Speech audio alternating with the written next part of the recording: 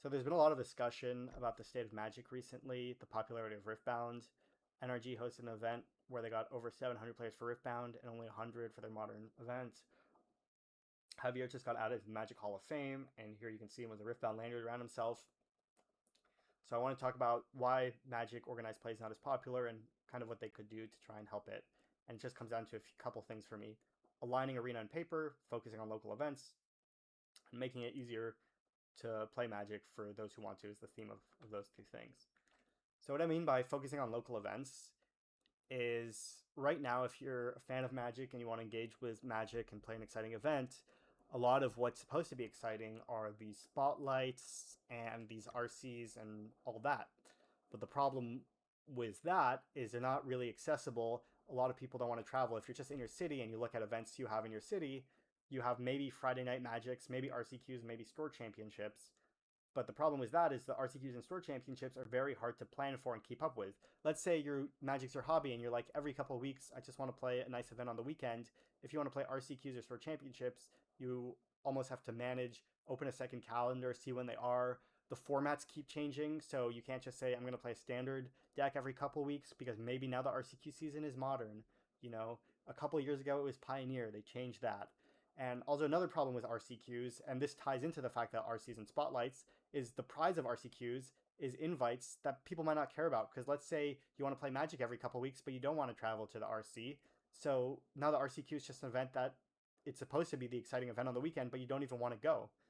Um, and yeah, so it mostly boils down to incentivizing people to show up to local events and making them easy to understand and consistent so that I can just say, I want to play Magic every weekend or every other weekend. I want to play the same format and I want to have sort of exciting, make the event sort of exciting. So, what I would do if, like, one of the things I would do if I was WotC is Arena Directs are so popular online, I would try and emulate Arena Directs in paper where I would host, give boxes to stores, sell them the boxes, and have them give it out as prizing so people can do win-a-boxes. I would be way more excited to go to play an event at my store where they fire, like, they'll say, hey, we're firing 8-man win boxes all day on the weekend. You can go there. They'll say it's always going to be standard. It's always every 2 weeks. So I can build my standard deck, know it's going to happen. That also helps foster a local community because now people will start playing standard, going to those. Whereas when you keep changing the formats, that's not going to happen as much. Then this is related to the other thing, but it's aligning online paper. So if I was running WotC, I would only make Arena Qualifier standard and historic in the sense that historic is supposed to be modern and maybe sealed. These are all formats that have basically been qualifier or directs for the last year.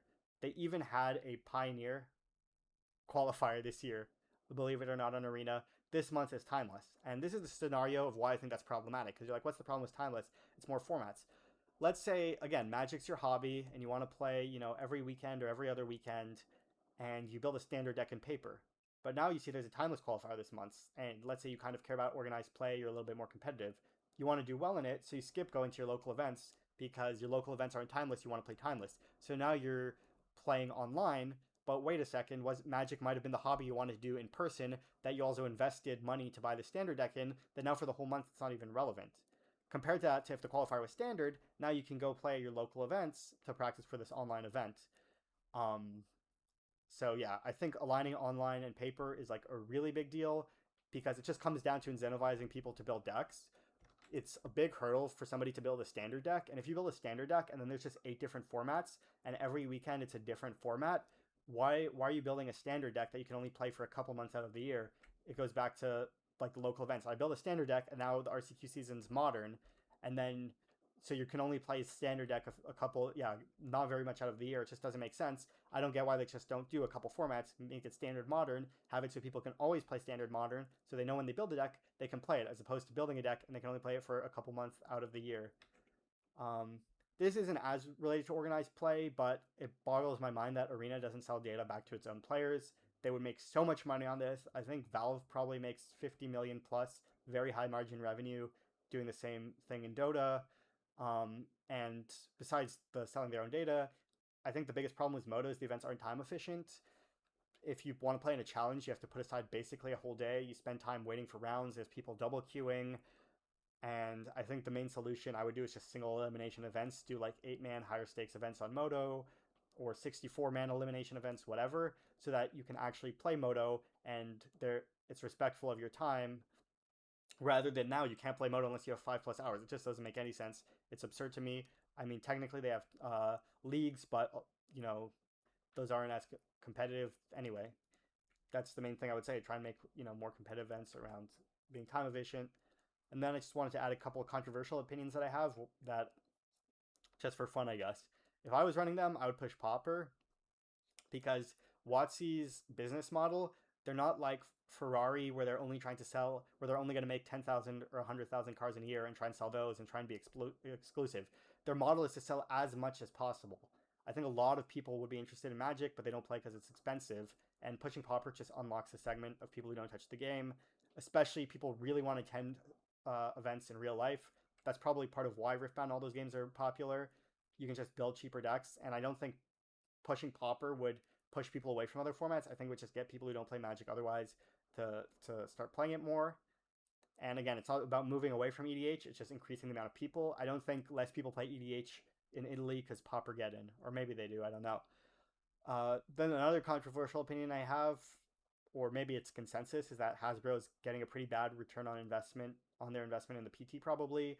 There's cheating, there's draws. It's negative EV for players to even show up to them. There's low viewership. But I also don't think fighting this battle really makes sense.